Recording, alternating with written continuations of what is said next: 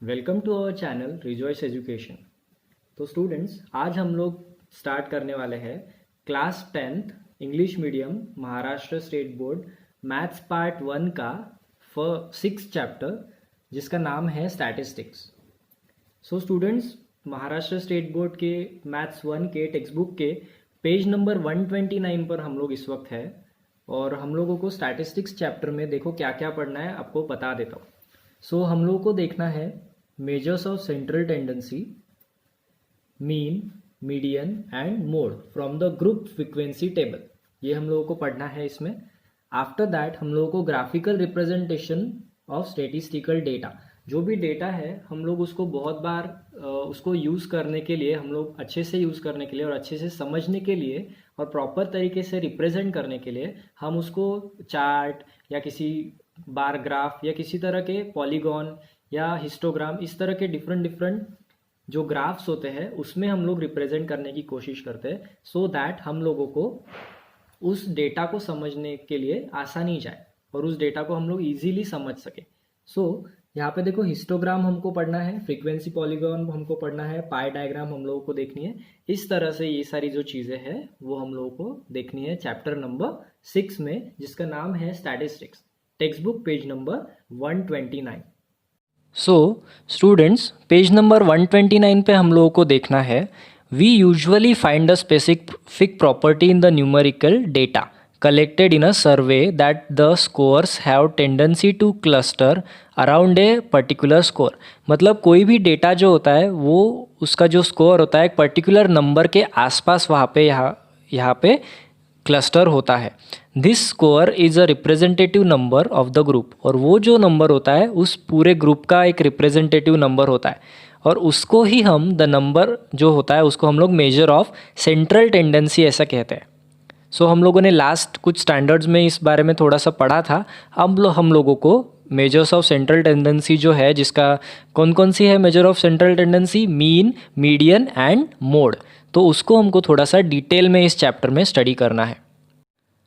सो students, page number 130 पर हम लोग अभी आ चुके हैं। मैथ्स का पार्ट 1 का 10th स्टैंडर्ड का महाराष्ट्र स्टेट बोर्ड का जो टेक्स्ट बुक है उसके पेज नंबर 130 पे हम लोग है इस वक्त। Mean for classified frequency distribution. अब मीन जो होता है वो क्यों कैलकुलेट करते हैं और उसकी क्या ज़रूरत पड़ती है रियल लाइफ में। ये जो मीन होता है, मीन को हम लोगों को समझने की कोशिश यहाँ पर करनी है, और हम लोगों को मीन की ज़रूरत क्यों पड़ती है ये हम लोग अभी देखने वाले हैं। सो देखिए स्टूडेंट्स, मीन जो है उसको हम लोग रियल लाइफ में किस तरह से यूज़ करते हैं। एक राम नाम का एक पर्सन है। उस राम नाम के एक पर्सन ने एक साल में कुछ पैसे कमाए हैं। देखिए यहाँ पे उसने कमाए हुए पैसे मैं यहाँ पर लिख रहा हूँ। एक बार उसने 50,000 कमाए, उसके बाद उसने फिर से 50,000 कमाए, बाद में उसने 60,000 कमाए, उसके बाद उसने फिर से एक बार 60,000 कमाए, और उसके बाद सबसे आखिर में उसने फिर से एक बार 20,000 रुपीज़ कमाए। तो साल भर में 5 बार उसने यहाँ पर पैसे कमाए हैं। तो अगर हम लोग बोलते हैं कि एक साल में राम ने कितने पैसे कमाए, तो हम लोग यहाँ पर बोल सकते हैं कि टोटल इसका होता है स्टूडेंट्स, यहाँ पर राम ने टोटल 2,40,000 यानी 2,40,000 रुपीज़ उसने टोटल अर्न किए हैं 1 ईयर में। तो मैं अगर कोई मुझे पूछता है कि राम ने एक महीने में कितने पैसे कमाए, अगर उसने पूरे एक साल में 2,40,000 रुपीज़ कमाए हैं तो राम ने एक महीने में कितने पैसे कमाए, ये अगर हम लोगों को यहाँ पर फाइंड आउट करना है। सो यहाँ पर हमारे लिए यहाँ पे मीन जो है वो बहुत काम की चीज़ है स्टूडेंट्स। तो मैं क्या करता हूँ, राम का ये जो टोटल इनकम है, राम का टोटल इनकम कितना है एक साल का, 2,40,000 रुपीज़ राम ने कमाए हैं। और साल में हम लोग को मंथली इनकम फाइंड करना है, और मंथ्स होते हैं टोटल 12, टोटल 12 महीने होते हैं स्टूडेंट्स। तो यहाँ पे अभी मैं क्या करता हूँ, ये जो 2,40,000 है इसको मैं 12 से डिवाइड कर देता हूँ। इसको जब मैं 12 से डिवाइड करता हूँ स्टूडेंट्स, तो मेरे पास आता है उसका मंथली इनकम। मंथली इनकम है 20,000 रुपीज़। इसका मतलब आप समझ रहे हो स्टूडेंट्स, राम ने ऑन एन एवरेज एक महीने में 20,000 रुपये कमाए हैं।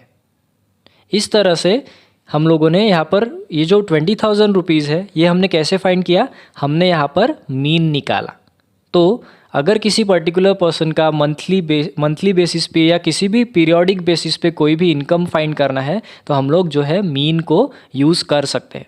इस तरह से आप लोगों को मीन जो है वो रियल लाइफ में यूज़ आएगा। सो स्टूडेंट्स, मीन फाइंड करने की सबसे पहले हमारे पास डायरेक्ट मेथड है। तो डायरेक्ट मेथड से मीन कैसे फाइंड करते हैं हम लोग यहाँ पे अभी सीखने वाले हैं। पेज नंबर 130 पे हम लोग है। एग्जाम्पल हम लोगों को यहाँ पर देखना है। The following table shows the frequency distribution of the time required for each worker to complete a work. From the table find the mean time required to complete the job for a worker. So देखो यहाँ पर हम लोगों को एक table दिया हुआ है स्टूडेंट्स। तो टेबल के फर्स्ट कॉलम में हमको दिया है टाइम, मतलब आवर्स में टाइम दिया है for each to complete the work. 15 घंटे से 19 घंटे, 15 आवर्स टू 19 आवर्स, उसके बाद 20 आवर्स टू 24 आवर्स, और नंबर ऑफ़ वर्कर्स भी हम लोगों को दिए हुए हैं। तो देखो 15 आवर्स टू 19 आवर्स में काम कंप्लीट करने वाले 10 वर्कर्स है। 20 आवर्स टू 24 आवर्स में काम कंप्लीट करने वाले 15 वर्कर्स है। 25 टू 29 आवर्स में वर्क कंप्लीट करने वाले 12 वर्कर्स है। 30 टू 34 आवर्स में काम ख़त्म करने वाले 8 वर्कर्स है। और कुछ वर्कर्स 5 वर्कर्स ऐसे हैं जिनको 35 टू 39 इतने आवर्स लगते हैं काम कंप्लीट करने के लिए। सो इस तरह से हम लोगों को टेबल दिया हुआ है स्टूडेंट्स। तो इस टेबल की मदद से हम लोगों को डायरेक्ट मेथड को यूज़ करके मीन टाइम जो है वो हम लोगों को यहाँ पे मीन टाइम मतलब वर्कर को कितना टाइम यहाँ पर लगता है वो हम लोगों को फाइंड करना है, मीन टाइम फाइंड करना है स्टूडेंट्स। सो स्टूडेंट्स, पेज नंबर 131 पर हम लोगों को उस जो हम लोगों ने यहाँ पे डायरेक्ट मेथड से हम लोगों को जो मीन फाइंड करना है तो उसको किस तरह से हम लोग मीन फाइंड करते हैं हम लोगों को देखना है। सबसे पहले हम लोगों को कुछ मेथड्स या स्टेप्स फॉलो करनी है। सबसे पहले vertical columns are drawn as shown in the table. देखिए ये टेबल जो आप देख रहे हैं यहाँ पे इस तरह से हम लोगों को 4 वर्टिकल कॉलम्स यहाँ पर ड्रॉ करने हैं डायरेक्ट मेथड से मीन निकालने के लिए। वर्टिकल कॉलम्स देखो यहाँ पे क्लास रहेगा सबसे पहले, जो हमको टाइम आवर्स यहाँ पे टेबल में दिया हुआ था पेज नंबर 130 के ऊपर, वो यहाँ पे टाइम आवर्स में यहाँ पे देखो 15 to 19, 20 to 24, 25 to 29, 30 to 34 and 35 to 39 ये आवर्स है। उसके बाद क्लास मार्क हम लोगों को यहाँ पर फाइंड आउट करना है स्टूडेंट्स, जिसको हम लोग XI ऐसे डिनोट करेंगे। तो क्लास मार्क कैसे फाइंड आउट करते हैं स्टूडेंट्स, देखो हम लोग क्या करते हैं क्लास मार्क फाइंड आउट करने के लिए यहाँ पे 15 प्लस 19, ये जो 15 और 19 यहाँ पर है 15 प्लस 19 हम लोग करते हैं तो 15 प्लस 19 होता है 34। ठीक है, आप कैलकुलेट करके देख सकते हैं 15 प्लस 19 होता है 34। और इन दोनों की जो सम है जो कि 34 आई है उसको हम लोग 2 से डिवाइड करेंगे। किससे डिवाइड करेंगे, 2 से डिवाइड करेंगे। 34 को 15 प्लस 19 34, 34 को जब हम लोग 2 से डिवाइड करेंगे तो हमारा क्लास मार्क आएगा 17। 34 को 2 से डिवाइड करने के बाद आता है 17। उसके बाद फ्रीक्वेंसी यानी नंबर ऑफ़ वर्कर्स हम लोगों को सेकेंड कॉलम दिया हुआ था स्टूडेंट्स। जो नंबर ऑफ़ वर्कर्स है उसको हमको एज अ फ्रीक्वेंसी लेना है। तो यहाँ पर देखिए हम लोग नंबर ऑफ़ जो टेबल में हम लोगों को फ्रीक्वेंसी दी थी 10, तो मतलब 15 टू 19 जो वर्कर्स है 19 आवर्स लगने वाले वर्कर्स कितने हैं 10। तो यहाँ पे हम लोगों को लास्ट कॉलम में यहाँ पर देखो, और फ्रीक्वेंसी जो है स्टूडेंट्स यहाँ पे F1 करके हम लोगों को फ्रीक्वेंसी को डिनोट करना है। उसके बाद सबसे आखिरी और सबसे लास्ट वाला जो कॉलम है उसमें हम लोग क्या करेंगे class mark multiplied by frequency. तो क्लास मार्क हम लोगों ने कैसे फाइंड किया मैंने आपको अभी एक्सप्लेन किया स्टूडेंट्स। और फ्रीक्वेंसी जो है फ्रीक्वेंसी हम लोगों को हमारे क्वेश्चन में जो है टेबल में दी हुई है। तो 17 मल्टीप्लाइड बाय 10, 17 इंटू 10 यहाँ पे होता है स्टूडेंट्स 170। उसके बाद हम लोगों को सेकेंड क्लास देखना है। सेकेंड क्लास में क्या है स्टूडेंट्स 20 टू 24 आवर्स। तो 20 टू 24 आवर्स जो है उसकी टोटल आती है 20 प्लस 24 अगर करते हैं तो उसकी टोटल आती है 44।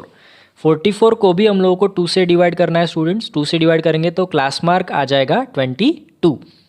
उसके बाद नंबर ऑफ वर्कर्स यहाँ पर है 15, तो फ्रीक्वेंसी हो जाएगी 15। और लास्ट कॉलम में हम लोगों को क्या करना है 22 मल्टीप्लाइड बाय 15, तो उसका आंसर आता है 330। यहाँ पे देखिए फ्रीक्वेंसी को हमने F1 से डिनोट किया था, क्लास मार्क को हम लोगों ने यहाँ पर X1 से डिनोट किया था, तो X1 इंटू F1 इस तरह से यहाँ पर देखिए 330 आ जाता है। उसके बाद हम लोग को थर्ड कॉलम का भी, थर्ड जो है क्लास, उसका भी हम लोगों को यहाँ पे इसी तरह से क्लास मार्क निकालना है 25 + 29 डिवाइडेड बाय 2, इस तरह से 27 आंसर आ जाएगा। उसके बाद उसकी फ्रीक्वेंसी 12 है, 27 मल्टीप्लाइड बाय 12 करेंगे तो 324 आ जाएगा। उसके बाद 30 to 34 ये जो क्लास है उसको भी इसी तरह से हम लोग करेंगे, तो 32 यहाँ पे क्लास मार्क है, क्लास मार्क मल्टीप्लाइड बाय 8 करेंगे, फ्रीक्वेंसी जो है तो उसका आंसर आ जाएगा 256। और लास्ट कॉलम में भी इसी तरह से हम लोग करने वाले हैं, तो उसका आंसर आता है 37 मल्टीप्लाइड बाय 5, तो उसका आंसर आ जाएगा 185। आफ्टर दैट हम लोगों को क्या करना है स्टूडेंट्स, हम लोगों को लास्ट के जो 2 कॉलम्स है, यहाँ पे हम लोग डायरेक्ट मेथड से मीन निकालना सीख रहे हैं, तो हम लोगों को जो लास्ट के 2 कॉलम्स है उनकी टोटल करनी है। तो यहाँ पे 10 + 15 + 20 + 8 + 5 इन सब की टोटल अगर मैं करता हूँ तो सबकी टोटल आ जाती है 50। ये जो है ये M जैसा ये जो डायग्राम दिख रहा है आप लोगों को, यहाँ पे एक सिंबल दिख रहा है, वो समेशन का सिंबल है। समेशन यानी हम लोग पूरे कॉलम की हमने यहाँ पर टोटल कर दी, उसका ऐसा मतलब होता है। तो फ्रीक्वेंसी की जो टोटल हमने की है उसका यहाँ पे वो आई है 50। उसके बाद हम लोगों को जो लास्ट कॉलम है, लास्ट कॉलम में 170 + 330 + 324 + 256 + 185, तो इन सब की भी हम लोगों को टोटल करनी है। तो देखो यहाँ पे इस कॉलम का जो नाम था XI मल्टीप्लाइड बाय FI, इसको भी हम लोगों को इसी तरह से सबकी टोटल करनी है, सब टोटल करनी है, इसीलिए यहाँ पे हम लोगों ने समेशन का साइन यहाँ पे दिया है। इस साइन को समेशन का साइन बोलते हैं। तो पूरे के पूरे जो वर्टिकल जो यहाँ पे कॉलम है, इस पूरे कॉलम की टोटल हो गई और उसकी टोटल आई है 1265, 1265 उसकी टोटल आई है। तो अब हम लोगों को स्टूडेंट्स देखिए मीन निकालना है, तो मीन निकालने के लिए हम लोग क्या करेंगे, जो हमारा लास्ट कॉलम है, लास्ट कॉलम की टोटल आई है 1265, उसको हम लोग ऊपर लेंगे, और जो हमारे थर्ड कॉलम की टोटल आई है जो कि है 50, उसको हम लोग नीचे लेंगे। तो 1265 आएगा डिनोमिनेटर में और 50 आएगा न्यूमरेटर में। इस तरह से 1265 को हम लोगों ने 50 से डिवाइड कर दिया तो हमारा आंसर आ जाता है 25.3। यहाँ पे जो समेशन ऑफ F है उसको हम लोग n = n इतना लिख सकते हैं। n मतलब यहाँ पे होगा स्टूडेंट्स नंबर ऑफ वर्कर्स, इसीलिए n से हम लोग इसको डिनोट कर सकते हैं। तो यहाँ पे कंफ्यूज नहीं होना है, यहाँ पे समेशन ऑफ F के जगह पे हम लोगों ने n लिया हुआ है, यही है समेशन ऑफ F और n जो है वो दोनों ही सेम है यहाँ पे। तो हमारा मीन यहाँ पे आया है 25.3, ये हमारा मीन आया है, और 25.3 जो है जो हमारा मीन है उसको हम लोग इस तरह से x के ऊपर देखो ये छोटा सा यहाँ पे डैश दिया हुआ है x के ऊपर, उसको हम x यहाँ पे इस तरह से बोलते हैं, उससे डिनोट करते हैं। और हमारा मीन जो यहाँ पे है 25.3, इसका मतलब ये है कि the mean time required to complete the work for a worker, मतलब एक वर्कर को यहाँ पे 25.3 आवर्स लगते हैं अप्रॉक्सीमेटली किसी भी काम को कंप्लीट करने के लिए।